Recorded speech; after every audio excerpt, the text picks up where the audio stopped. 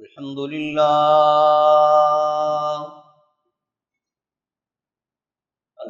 لله نحمده ونستعينه ونستغفره ونؤمن به ونتوكل عليه ونعوذ بالله من شرور أنفسنا ومن سيئات أعمالنا من يهده الله فلا مضل له ومن يضلل فلا هادي له وأشهد أن لا إله إلا الله وحده لا شريك له وأشهد أن محمدا عبده ورسوله أرسله بالحق بشيرا ونذيرا وداعيا إلى الله بإذنه وسراجا منيرا أما بعد فإن خير الحديث كتاب الله وخير الهدي هدي محمد صلى الله عليه وسلم وشر الأمور محدثاتها وكل محدثة بدعة وكل بدعة ضلالة وكل ضلالة في النار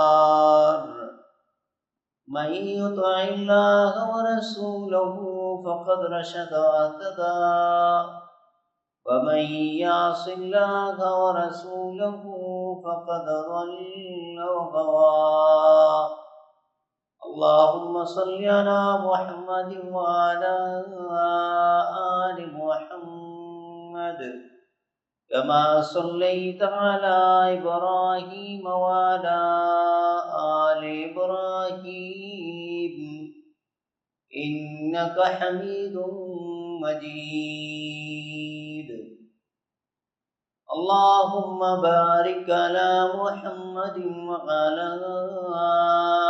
آل محمد كما باركت على إبراهيم وعلى آل إبراهيم إنك حميد مجيد أعوذ بالله السميع العليم من الشيطان الرجيم بسم الله الرحمن الرحيم قل يا أهل الكتاب تعالوا إلى كلمة سواء بيننا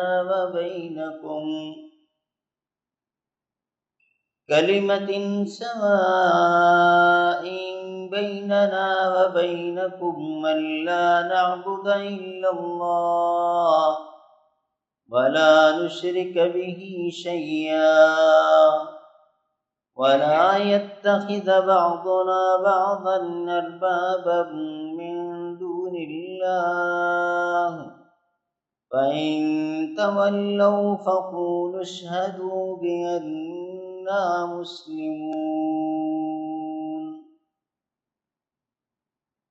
اللہ مالک الملک کی حمد و ثناء اسی کے لیے، تعریفات تسبیحات کبریائی اور بزرگی، جو اپنی ذات اور اپنی ایک ایک صفت میں بالکل اکیلا، منفرد، بے مثل اور بے مثال ہے۔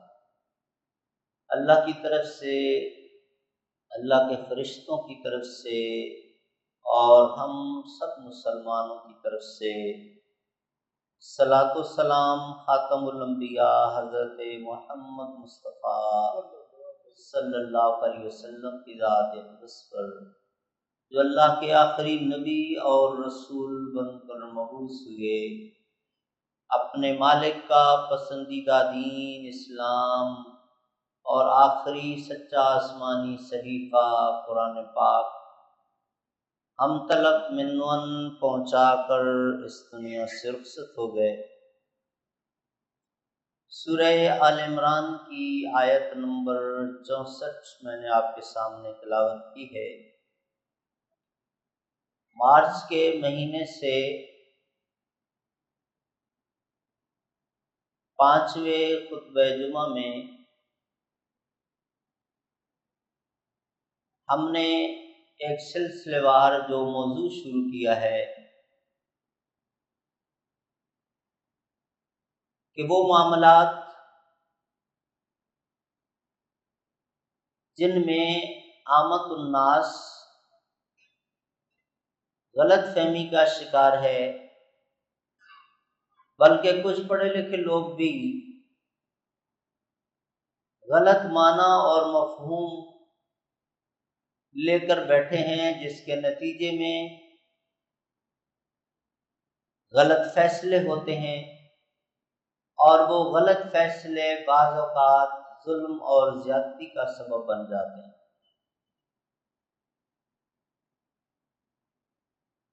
ابتدا ہم نے کی تھی سورۃ الکہف ہی کے آخری رکوع سے،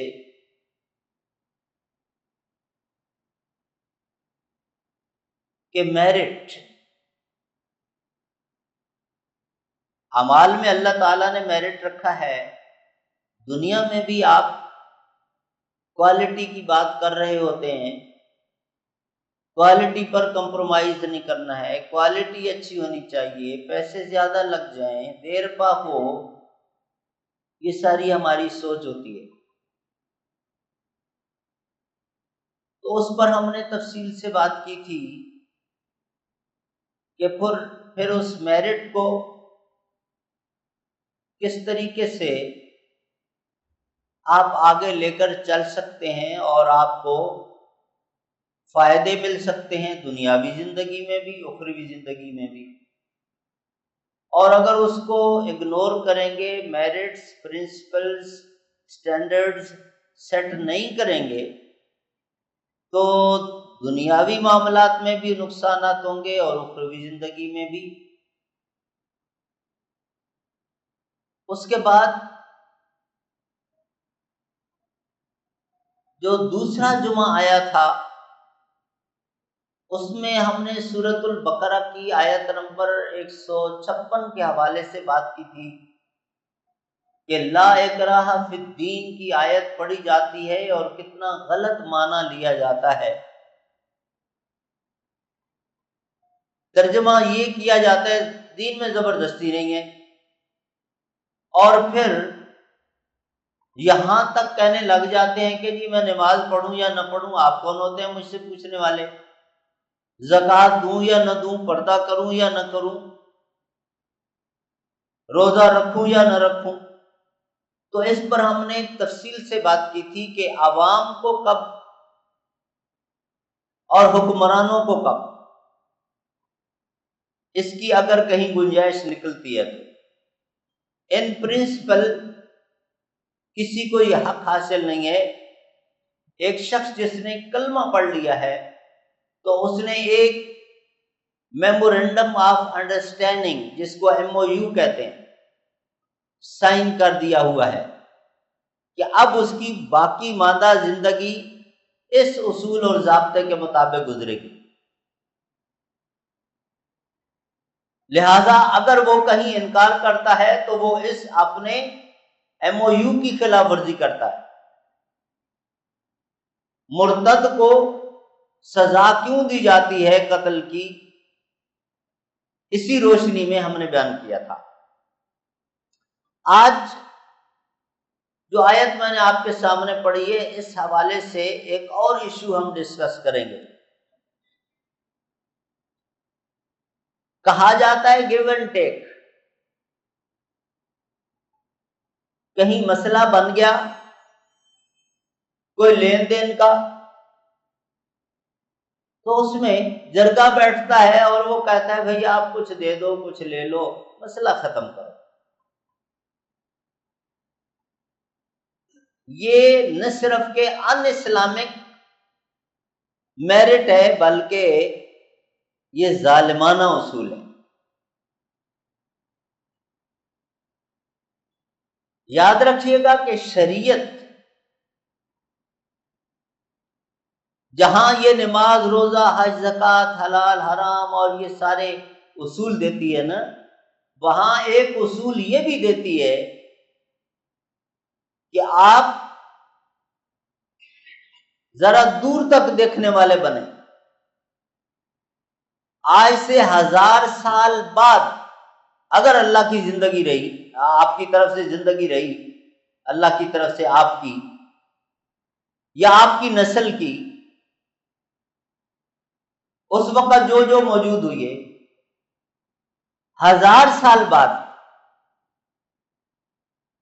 جہاں سے آپ کو چوٹ لگ سکتی ہے، نقصان پہنچ سکتا ہے، اس کے لیے انتظار مت کرو کہ جی وہ جب وقت قریب آئے گا تو پھر تیاری کر لیں گے، پھر دیکھ لیں گے.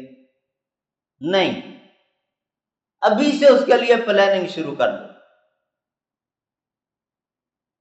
جب اتنا دور سے آپ منصوبہ بندی شروع کر دو گے، غور و فکر، محنت، مشقت اور اصول بنانا شروع کر دو گے، تو انشاءاللہ پوری طرح اس شر سے بچ جاؤ گے. اوور نائٹ کیا ہوا کام، اس کے ریزلٹس 50% بھی مل جائے تو غنیمت سمجھے. اور طالب علم حضرات تو بہت اچھی طرح جانتے ہیں کہ امتحان کی رات اگر صرف پڑھنا چاہیں گے تو صبح پیپر میں کیا ہوگا، اور اگر پورے سیمسٹر میں یا پورے سال میں آپ ایک شیڈول بنا کر پڑھتے رہیں گے تو پھر آپ کا رزلٹ کیسا آئے گا. تو بہرحال دین دور ایشی کا سبق دیتی ہے، دور سے دیکھیں. اور دشمن آج جو ہم پر کچھ چیزوں میں حاوی ہے، اوور آل ہم نہیں مانتے کیونکہ ہمارے نزدیک سپر پاور اللہ کی ہے. یہ سب کیڑے مکوڑے ہیں. اگر آج ہمارا اللہ کے ساتھ معاملہ درست ہو گیا نا، اللہ کے ساتھ ہم نے صلح کر لی اور اللہ نے ہماری مدد کا فیصلہ کر لیا، تو رب کے سامنے کن کا لفظ ایک ہے بس. ان کی ساری پلاننگ، سارا اسلحہ، ساری فوج، ساری تیاری، ساری ملٹری ہبا منصورہ. تو بہرحال بات یہ ہو رہی کہ دور اندیشی سے کھاتی ہے. اگر وہ آپ نہیں کریں گے تو پھر نقصانات ہوں گے. تو اب آئیے اس پر کہ یہ جو گیو اینڈ ٹیک ہے، کچھ دے دو کچھ لے لو اور معاملہ رفع دفع کر لو، یہ غیر اسلامی ہے.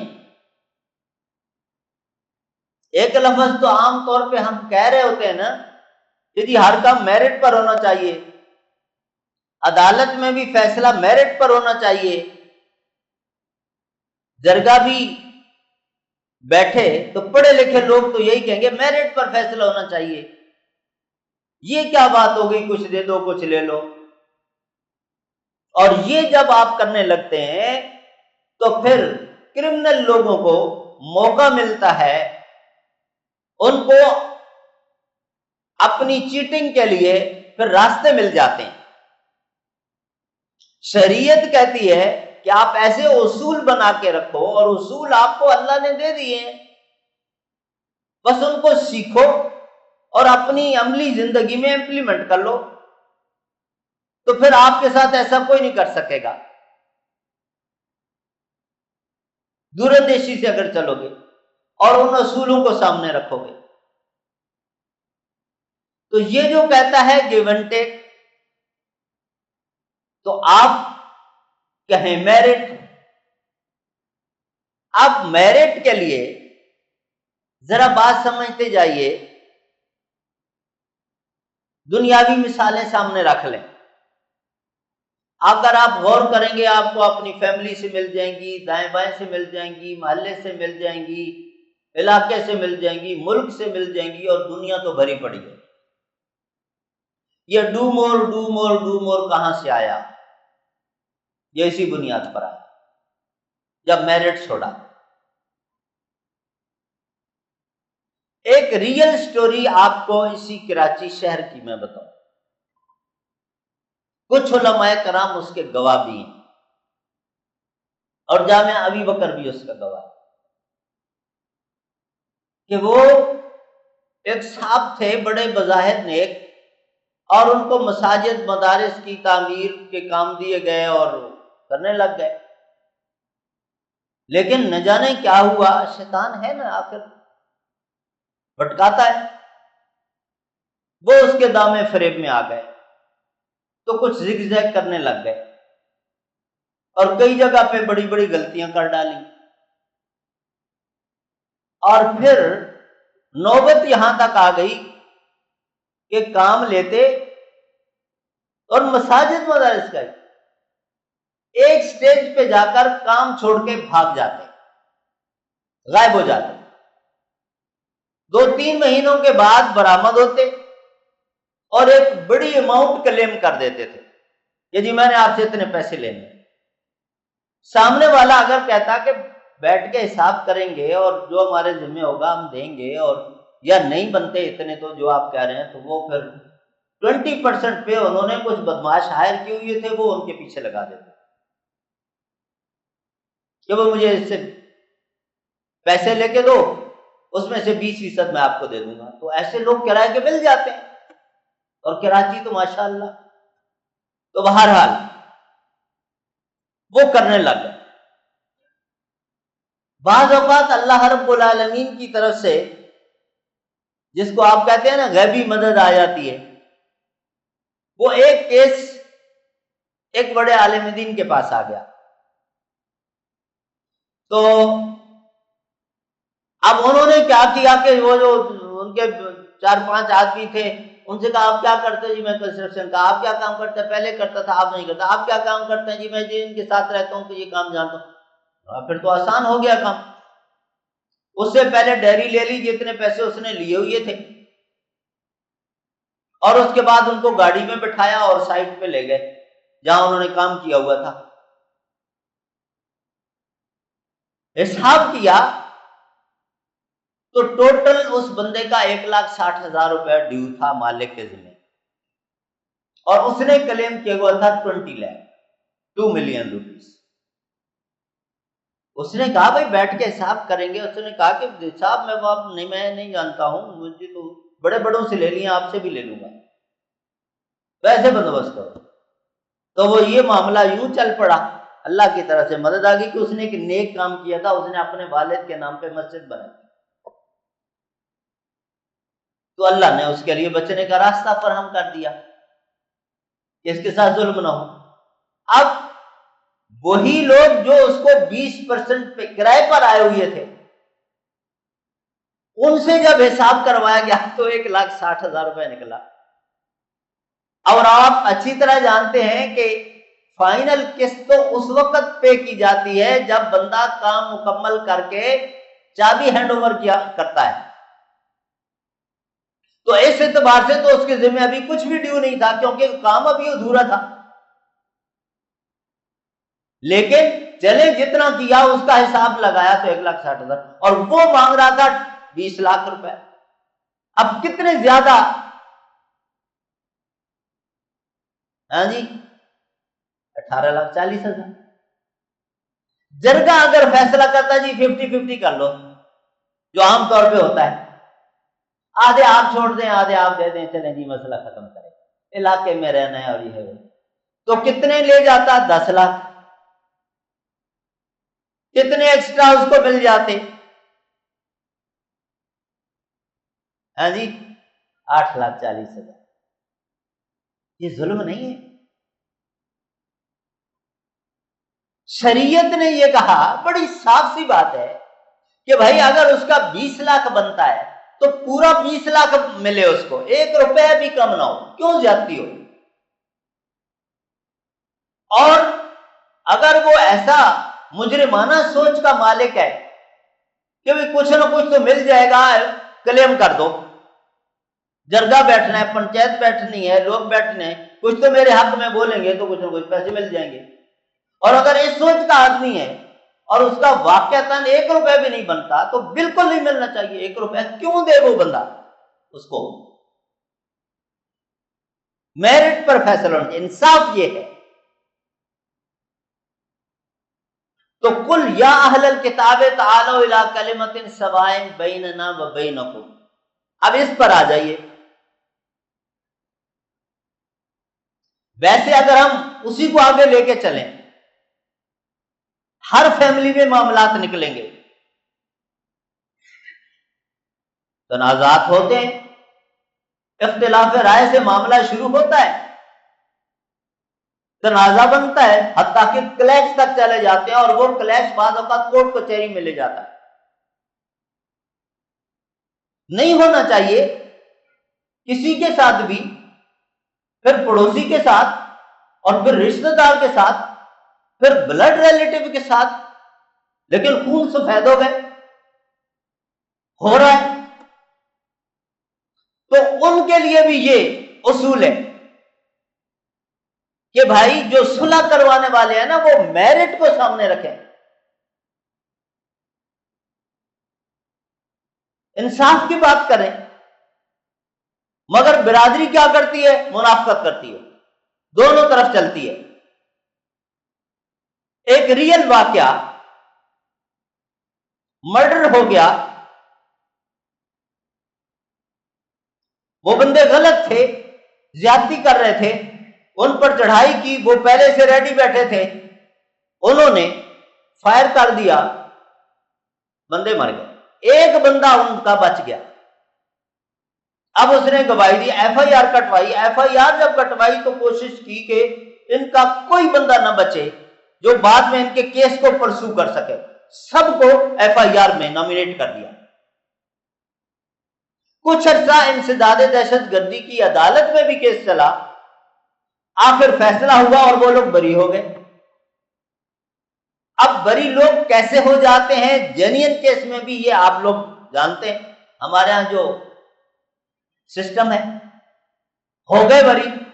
لیکن جو بات آپ کو بتانا چاہتا ہوں، ایک دیہات کی بات ہے، اب برادری اور سب لوگ چلے، پہلے ان کا گھر آتا تھا جن کے بندے رہا ہو کر آئے تھے چند سالوں کے بعد، تو ان کو مبارکباد دے رہے ہیں، جی مبارک ہو آپ کے بندے رہا ہو گئے۔ اگلے محلے میں ان کا گھر تھا جو کیس ہارے تھے، تو یہاں سے ان کو مبارکباد دی، واپس اپنے گھر میں نہیں آئے، اسی ٹرپ میں آگے جا کر ان کو جا کے کہتے ہیں جی بڑا افسوس ہوا آپ کے مجرم رہا ہو گئے۔ جی میں ریئل سٹوری آپ کو سنا رہا ہوں۔ جب یہ حال ہم کرتے ہیں تو مجرم کو کب احساس ہوگا کہ اس نے غلطی کی ہے؟ یہ جو آج ہم خاندانی مسائل لے کے بیٹھے ہیں، اس کی بنیادی وجہ یہ ہے کہ ہم منافقت کرتے ہیں۔ ہونا یہ چاہیے کہ اچھی طرح چیک کر لو، جو بندہ صحیح ہے اس کو سپورٹ کرو۔ قرآن کہتا ہے یا ایھا الذین آمنوا اتقوا اللہ وکونوا مع الصادقین، اللہ سے ڈرو اور سچ کا ساتھ دو، اور جو غلط ہے اس کو ڈسکریج کرو، اس کو مجبور کر دو کہ وہ معافی مانگے۔ ایک مرتبہ جب آپ کر دیں گے، اس کو ایک میسج جائے گا کہ بھائی میں یہاں صرف ایک بندے سے کٹ آف نہیں ہوں گا، یہ تو ساری برادری اس طرف چلی جائے گی، تو کس کس کے ساتھ وہ مخالفت مول میں لے گا؟ وہ بھی انسان ہے نا، اس کی بھی ضروریات ہیں، وہ مجبور ہو جائے گا کہ پھر وہ صلح کرے اور سٹیپ ڈاؤن کرے اپنی زیادتی سے۔ یہاں ایسا نہیں ہوتا۔ تو یہ ایک طرف تو خود ہمارے معاشرے کو آئے روز نئے نئے مسائل میں مبتلا کر رہا ہے، دوسری طرف ہم خود اللہ رب العالمین کی شریعت کے خلاف چل رہے ہیں۔ اللہ نے جو قانون اور ضابطہ دیا ہے، رب کی اپنی ضرورت نہیں ہے، اللہ کے فرشتوں کی بھی ضرورت نہیں ہے، نبی بھی گئے اس دنیا سے چلے گئے، اور جنت میں اعلی مقام کے وہ وارث ہیں۔ یہ سارے اصول ہمارے لیے دیے، اور ہم اتنے غافل، اتنے نالائق، انداز ہمارا ایسا چودھریوں والا کہ جیسے ہمیں ضرورت ہی نہیں ہے، اور پھر بیٹھ کے اپنے مسائل کی ایک لسٹ دوسروں کے ساتھ شیئر کر رہے ہوتے ہیں۔ شریعت کے جو اصول ہیں، سب سے پہلی چیز ہی امن ہے، عقیدے کے بعد سب سے پہلی چیز امن ہے، سکون ہے، راحت ہے، ایک دوسرے کے حقوق کا تحفظ ہے، اور اس میں ایک ایک شخص پابند ہے، ایک ایک شخص پابند ہے، مرد ہو، عورت ہو، بیٹا ہو، باپ ہو، چچا ہو، بھتیجا ہو، ماموں ہو، خالہ ہو، ساس ہو، سسر ہو، داماد ہو، بہو ہو، سب، استاد ہو، شاگرد ہو، سب پابند ہے۔ سب کو اپنا اپنا رول پلے کرنا ہے۔ جب ہم اپنا احساس ذمہ داری چھوڑ دیتے ہیں اور جو ہم پر ڈیو ہے کہ یہ رول ہم پلے کریں وہ نہیں کرتے، تو ریزلٹ یہ نکلتا ہے جو اس وقت ہے ہمارے سامنے۔ کون سا گھر ہے جس کے اندر یہ پرابلمز نہ ہو؟ ہر گھر کے اندر یا ہر برادری کے اندر کچھ لوگ اس کے مخالف ہیں، کچھ لوگ اس کے حامی ہیں۔ کیوں نہیں تصفیہ ہوتا؟ کیوں نہیں معاملہ کسی کنارے پہ پہنچتا؟ جو مجرم ہے وہ تو بھاگے گا، وہ تو کہے گا میرے ساتھ اس معاملے میں بات نہ کرو، میں کسی کی بات نہیں سنتا ہوں، وہ تو کرے گا اپنے تحفظ کے لیے۔ لیکن باقی لوگ، وہ کہاں تک جائے گا؟ اگر سارے اکٹھے ہو جائیں کہ نہیں یہ ظلم ہم اس کو مزید جاری نہیں رہنے دیں گے، تو اس کو مجبور کیا جا سکتا ہے۔ نہ ہو تو پھر آپ چھوڑ دیں کہ کہتے ہیں وہ جی اگر پولیس لے آئے اور اگر وہ یہ کام تو برادری ہے جی وہ یہ، تو ایک طرف آپ ظلم کو برداشت کریں اور اس ظلم کے نتیجے میں کتنے سارے لوگ متاثر ہو رہے ہیں، اور دوسری طرف ایک بندے کے لیے آپ کہیں کہ جی اگر میں اس پر پولیس لے آیا تو ناک کٹ جائے گی، برادری کیا کہے گی؟ یعنی اس طرف نظر نہیں آتا کہ یہ بندہ کیا کر رہا ہے۔ اس کے ظلم کو روکنے کے لیے آپ نے اپنا رول پلے کرنا ہے۔ یہ انتظامیہ، یہ اسٹیبلشمنٹ، یہ سیکورٹی ادارے، یہ کس لیے؟ کہ جب بندہ آپ کے گھر میں قابو نہ آ رہا ہو تو پھر ان کے حوالے کرو۔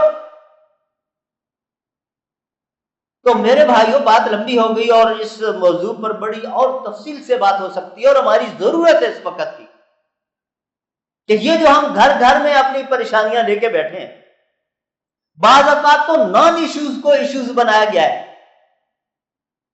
ایک بندہ صرف اپنی کرمنل سوچ کی بنیاد پر اپنے کسی بھائی یا کسی بہن کی پراپرٹی پر قبضہ کرنے کے لیے ایسی چالیں چل رہا ہوتا ہے، اور بعض جگہ پہ معمولی سے کسی اور ایشو پر اختلاف ہو جاتا ہے اور برادری تماشا دیکھ رہی ہوتی ہے۔ یہ جو ادھر پر آپ کے برابر میں ڈرائیو اینڈ سینما کبھی ہوتا تھا، پتہ نہیں اب ہے یا نہیں ہے، گاڑی میں بیٹھ کے لوگ اس کی سکرین پہ فلم دیکھتے تھے جی، بالکل اسی طرح برادری جو ہے نا دور بیٹھ کے تماشا دیکھ رہی ہوتی ہے۔ تو امن اگر قائم کرنا چاہتے ہیں، امن دیکھنا چاہتے ہیں، سکون دیکھنا چاہتے ہیں، تو شریعت نے اصول دیے ہیں نا، اس پر آ جاؤ۔ اب آخری بات، ٹائم ختم ہو رہا ہے۔ رسول کریم صلی اللہ علیہ وسلم، جن کو خود اللہ رب العالمین نے رحمت للعالمین کا لقب دیا، ان سے زیادہ امن پسند، صلح جو کون ہوگا؟ لیکن ان کے ساتھ جب معاملہ بنا، مشرکین مکہ کا ریئیکشن اور پھر پرسیکیوشن شروع ہوئی ہے، ظلم شروع ہو گئے. اور حضرت سمیہ کے ساتھ کیا ہوا، زبان لرزتی ہے بیان کرتے ہوئے بھی کہ ایک خاتون کے ساتھ سر عام کیا کیا مکہ کے شہر میں. رسول اللہ اس شہر میں موجود تھے، اور یہ وہ ہستی ہے جس کے متعلق اللہ فرماتا ہے عزیز علیہ ما عنتم حریص علیکم بالمؤمنین رؤوف الرحیم. کانٹا تمہارے پاؤں میں چبھے، تکلیف محمد الرسول اللہ اپنے دل میں محسوس کرے. یہ ایسی ہستی ہے. ان کے سامنے ایک عورت کو اس بربریت کے ساتھ 2 ٹکڑے کیا جا رہا تھا. کیوں نہیں صلح کی؟ آفر کر رہے تھے ایک دن ہمارے بتوں کی پوجا کر لو، ایک دن اپنے رب کی پوجا کر لو، ہماری آپ کی صلح. آپ جو کہتے ہو گیو اینڈ ٹیک، تو گیو اینڈ ٹیک کی آفر ہو رہی تھی نا. مانا رسول اللہ صلی اللہ علیہ وسلم نے. آپ حیران ہو جائیں گے، بعض ہسٹورینز نے لکھا، تفصیل سے لکھا، آئے کہنے لگے اچھا آپ عبادت بھی اللہ کی کریں، تعریف بھی اللہ ہی کی کرتے ہیں. پہلے تو کہا نا کہ تعریف ہمارے بتوں کی تعریف کر دیا کریں، جس پر وہ بیعت عقبہ اولا کا پھر واقعہ سامنے آتا ہے. اب ٹائم نہیں ہے، میں پھر کبھی بیان کروں گا. تلک الغرانیق الاولی وان شفاعتہن لترتجی. یہ شعر جو انہوں نے اپنے پاس سے گھڑا تھا، یہ کس لیے گھڑا تھا؟ بہرحال زبانی تعریف کر لیا کریں. رسول اللہ صلی اللہ علیہ وسلم نے ایگری کیا. نبی کی زبان سے کسی چیز کی تعریف ہو جائے تو پھر اس کی حلت میں، اس کے جواز میں، اس کے استحباب میں کوئی فرق نہیں رہتا. پیغمبر نے بولڈ سٹینڈ لیا اور آخر میں کہنے لگے کہ صرف اتنا ہی کر لیں، عبادت بھی اللہ کی کریں، تعریف بھی آپ نے اللہ کی کریں. ہمارے ان بتوں کے متعلق جن کو آپ باطل کہتے ہیں، جن کو آپ جھوٹے معبود کہتے ہیں، لیکن ہمارے تو ہے نا بس نو کمنٹس. آپ ان کی تنقید نہ کریں، ان کی تردید نہ کریں، ان کو کرٹیسائز نہ کریں، بس ان کے متعلق خاموشی اختیار کر لیں، ہماری آپ کی صلح. اب دنیا دار لوگ تو کہتے ہیں کہ اس سے زیادہ آسان اور کیا راستہ تھا کہ بھائی وہ کچھ نہ کہو، خاموش رہو. لیکن نبی کی خاموشی طالب علم جانتے ہیں تقریری حدیث بنتی ہے. نبی کے سامنے ایک عمل ہو اور پیغمبر اس پر خاموش رہیں، تردید نہ کریں، تو یہ جائز ہے، یہ جواز کی دلیل ہے. کیونکہ نبی کو اللہ نے یہ اختیار نہیں دی ہے، علماء کو یا باقی لوگوں کو دیا کہ اگر کرٹیکل سچویشن ہو تو وقتی طور پہ آپ خاموشی اختیار کر لو، بعد میں اس کو تردید کر دینا. لیکن نبی کو اجازت نہیں ہے. نبی نے تو اس کو کرٹیسائز کرنا ہے، اس کی تنقید کرنی ہے. نبی خاموش رہا تو جواز کی دلیل ہے. اب وہ کہہ رہے تھے کہ آپ ہمارے بتوں کے متعلق صرف خاموشی اختیار کر لیں، ہماری آپ کی صلح جو آپ چاہیں گے وہی کرتے ہیں. لیڈری بھی دینے کے لیے تیار تھے، پیسہ بھی دینے کے لیے تیار تھے، رشتے بھی دینے کے لیے تیار تھے. لیکن نبی کریم صلی اللہ علیہ وسلم نے اتفاق کیا، کہنے لگے تو پھر آپ یہ خون خرابہ آپ چاہتے ہیں کہ ہوتا رہے. آپ نے فرمایا یہ تم کر رہے ہو، یہ ظلم کب تک رہے گا؟ وقت آئے گا تم اس کا احساس ہوگا، تم اس کے خمیازہ بھی بھگتنا پڑے گا. ایک وقت تھا نبی کریم صلی اللہ علیہ وسلم نے برداشت کیا، صحابہ کرام نے برداشت کیا، علاقہ بھی چھوڑ کے چلے گئے. آبائی وطن چھوڑنا آسان کام نہیں ہے، ہجرت کر کے چلے گئے. لیکن پھر جب اللہ تعالیٰ کے دی ہوئی میرٹ پر پابند رہے کہ صلح کرنی ہے تو یہی ہے، تو اللہ نے شاہانہ ٹھاٹ کے ساتھ پھر متفقہ کروایا تھا. تو رب العالمین نے اس میں حکم دیا کہ پیغمبر آپ ان سے کہیں مسلمان تو آپس میں بھائی بھائی ہیں ہی، اتفاق ہم رکھیں گے، یونٹی رکھیں گے. اہل کتاب یہود و نصارا، ارے اسلام مار دھاڑ کا مذہب نہیں ہے. آؤ تم بھی اگر ٹیبل ٹاک کرنا چاہتے ہو، کوئی پیس اگریمنٹ کرنا چاہتے ہو تو ہم تمہیں ویلکم کہتے ہیں. لیکن وہ پیس اگریمنٹ، وہ کنٹیکٹ کن اصولوں پر ہوگا، کس بنیاد پر ہوگا، وہ سمجھنے کی ضرورت ہے۔ آج ہماری عوام کو بھی، علماء کرام کو بھی، اور مسلم لیڈرشپ کو تباہی ساری وہاں سے ہو رہی ہے کہ یہ دین کا ABC نہیں جانتے ہیں، ملک چلا رہے ہیں۔ تو وہاں حکم دے دیا گیا، قل یا اہل الکتاب تعالوا الی کلمۃ سواء بیننا وبینکم، تمہارے ساتھ کلیش نہیں چاہتے، قتل و غارت نہیں چاہتے، ہم امن والے لوگ ہیں، محبت والے لوگ ہیں، آؤ نا، بیٹھو ہمارے ساتھ، بیٹھو۔ کس پر؟ الی کلمۃ سواء بیننا وبینکم، یہ ہے میرٹ جس پر صلح ہوگی۔ آدم علیہ السلام سے محمد صلی اللہ علیہ وسلم تک 3 چیپٹرز کامن رہے ساری شریعتوں کے، توحید، رسالت اور آخرت۔ سب سے پہلے توحید تھی، تو آپ نے اللہ تعالیٰ نے حکم دیا کہ توحید، اللہ نعبد الا اللہ ولا نشرک بہ شیئا ولا یتخذ بعضنا بعضا اربابا من دون اللہ۔ اللہ کے ساتھ جبریل کو بھی اگر شریک بناؤ گے، پارٹنر بناؤ گے، تب بھی شرک ہے، اسی طرح شرک ہے جس طرح ایک پتھر کو اللہ تعالیٰ کا شریک بنا لو۔ نبی کو، خاتم الانبیاء کو بھی نبی کا پارٹنر نہیں بنا، اللہ کا پارٹنر نہیں بنا سکتے، وہ بھی اسی طرح کا شرک ہے۔ اس پر سب سے پہلا اصول کہ تم کہو کہ اللہ کی بھی عبادت، عزیر کی بھی، عیسیٰ علیہ السلام کی بھی، مریم کی بھی، بت کی بھی، گائے کی بھی، فرشتوں کی بھی، نہیں ہوگا۔ عبادت صرف ایک اللہ کی ہوگی۔ کرنا چاہتے ہو صلح، ویلکم۔ ولا یتخذ بعضنا بعضا اربابا من دون اللہ، چھوٹے بڑے اللہ نے بنائے ہیں، لیکن کسی بھی بڑے کو اتنا بڑا نہیں بناؤ گے جتنا بڑا اللہ ہے۔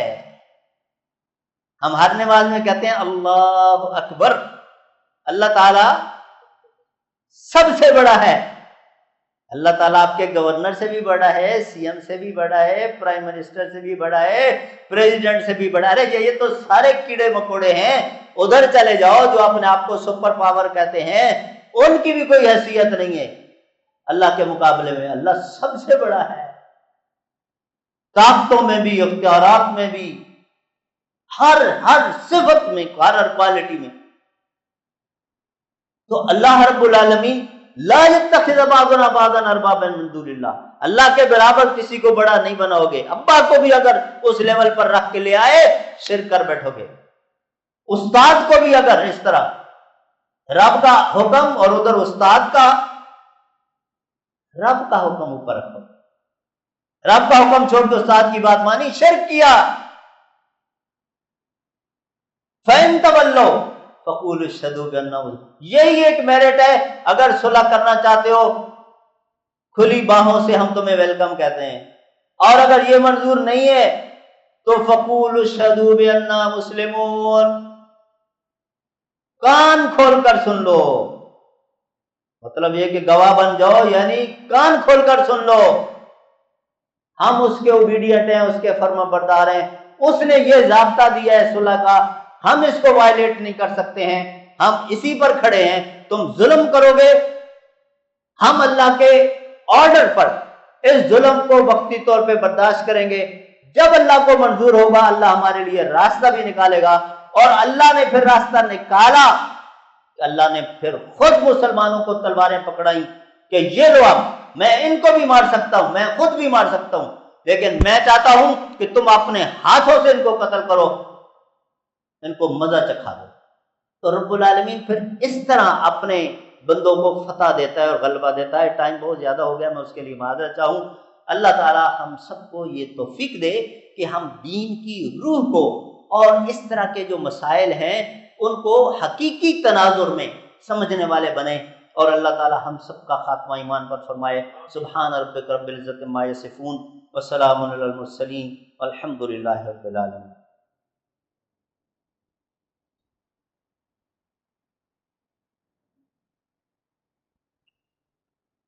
الحمد للہ رب العالمین والعاقبۃ للمتقین والصلاة والسلام علی سید الانبیاء والمرسلین وعلی آلہ وصحبہ اجمعین۔ ربنا ظلمنا انفسنا وان لم تغفر لنا وترحمنا لنکونن من الخاسرین۔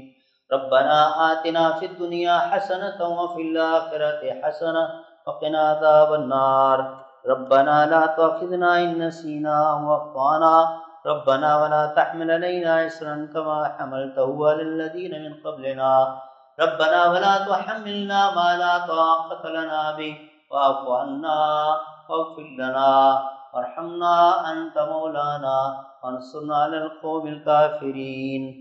یہ ایک صاحب کی طرف سے پرچی آئی ہے، سروش رئیس صاحب، ان کو کینسر ہو گیا ہے اور ان کی شفا یابی کے لیے دعا کی درخواست کی گئی ہے۔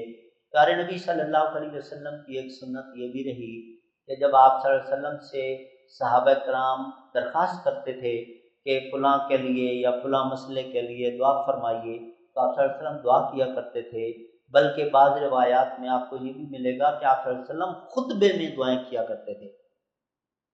تو اسی سنت پر عمل کرتے ہوئے خطبے میں ہی دعا کر لیتے ہیں، اللہم اشف مرضانا ومرضی المسلمین، اللہم اشف مرضانا ومرضی المسلمین، اللہم اشف مرضانا ومرضی المسلمین، اذہب الباس رب الناس واشف انت شافی لا شفاء الا شفاؤک شفاء لا یغادر سقما ربنا لا تزغ قلوبنا بعد إذ هديتنا وهب لنا من لدنك رحمة إنك أنت الوهاب ربنا اغفر لنا ولإخواننا الذين سبقونا بالإيمان ولا تجعل في قلوبنا غلا للذين آمنوا ربنا إنك رؤوف رحيم وصلى الله تعالى على نبينا محمد وعلى آله وصحبه أجمعين برحمتك يا أرحم